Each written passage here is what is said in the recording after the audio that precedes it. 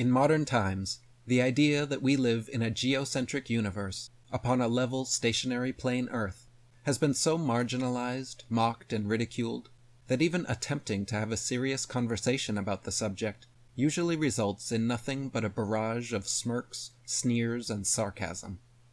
In some cases, people have even lost their jobs, reputations, or relationships for daring to speak openly about this uniquely taboo topic. Centuries of heliocentric pseudoscience, pushed by the Royal Astronomical Society, NASA, and other official organizations, along with the systematic censorship of geocentric science, has resulted in a stigma where most cannot even consider the subject or have a respectful conversation about it. Instead, the idea is immediately dismissed with utter disdain or exasperation, and the presenter treated as if they must be the most backwater ignoramus of the information age. Thanks to generations of intellectual indoctrination and emotional propaganda, the idea that Earth is the tilting, wobbling, spinning third spaceball from the sun has become unquestionable gospel in the Church of Scientism. Heliocentric priests like Copernicus, Newton, Galileo, Einstein, Hawkins, and others have been elevated to scientific sainthood and their theories canonized as laws. NASA and other space agencies, since their inception, have released countless pictures and videos showing supposed visual evidence for their claims, further cementing the solidity of heliocentric pseudoscience into the minds of the masses. The average modern man is so thoroughly brainwashed by the globe religion that anyone questioning it is perceived as a blaspheming iconoclast or a heretical apostate. Rather than approaching the subject with the open-minded honesty and skepticism of a true scientist, most globe believers act like dogmatic religious fanatics, unable to question their faith.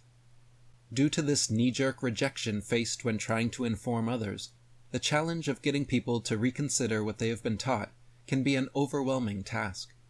And due to the harsh, snarky ego defense mechanisms instilled into these loyal globelings, expressing doubts about tenets they perceive as already proven beyond reproach often results in ruined relationships and reputations. Thus, the best way to breach this subject, in most situations, is indirectly, and if possible, anonymously. There are many effective forms of anonymous activism available to inspired individuals, such as stickers, pamphlets, murals, cards, music, videos, public displays or demonstrations, thumb drives or burned DVDs of documentaries, and physical books or my free audiobooks and videos like Flat Earth FAQ, Flatlantis, The Earth Plane, The Flat Earth Conspiracy, and 200 Proofs Earth is Not a Spinning Ball. Tell your local library or bookstore that you would like them to stock Eric Dubé's books, then give them away as gifts, share them on social media, and loan them to anyone with a curious, open mind. When first engaging someone with this subject matter, it is best to remove yourself from center stage, for example, by putting on a Flat Earth audiobook or album in the background during a long road trip, or putting a movie like Level, Flatten the Curve, or The Mechanical Realm on the TV when friends or family are visiting. Rather than immediately trying to engage in discussion or debate about the topic, it is far more fruitful and peaceful to first have them agree to watch an informative documentary together. This takes the focus and onus off of you to answer all of the same questions people always ask when presented with this topic, and allows them to start considering the subject silently while watching a video. Then, afterwards, when they ask you the same few dozen questions that everyone does, instead of attempting to formulate your own concise, articulate answers, just bust out your trusty copy of Flat Earth FAQ and read them verbatim the chapter titled after their frequently asked question. Every time I have done this, my flabbergasted audience has been left speechless by how thoroughly their objections were addressed and answered. Lastly, if you do decide to engage in back-and-forth discussion or debate, the best way to approach this is undoubtedly through the Socratic method.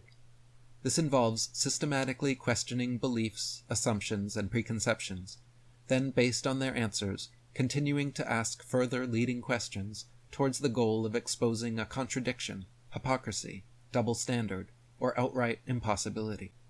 For example, a good question to begin with is, can you show me a demonstration of a large standing body of water that displays convexity or any shape whatsoever upon its surface? They will either claim NASA pictures count as a demonstration.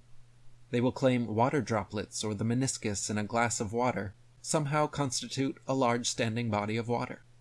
They will appeal to the theory of gravity, which allegedly only works at scales too large for them to recreate. Or they will admit that getting a standing body of water to curve around and stick to all sides of a spinning sphere is actually physically impossible. In fact, they will usually try claiming all three of the first straw man arguments before either admitting defeat or changing topics. Next, with a roll of the eyes and an attitude of incredulity, they will usually insist that you explain how this or that would work on a flat Earth. In these situations, I recommend reminding them that the heliocentric globe model is the positive claim being made, believed by the vast majority, and promoted by the mainstream, whereas your position is simply that of someone with questions. Many globe believers have forgotten that asking questions and doing experiments to test for ourselves is the very definition of the scientific method, and exactly what so-called flat earthers are doing down at the lake with our lasers, at the beach with our telescopes, and in high-altitude balloons with our zoom cameras. When globe curvature math is compared and contrasted with practical demonstrations such as these, serious questions with insufficient answers are raised.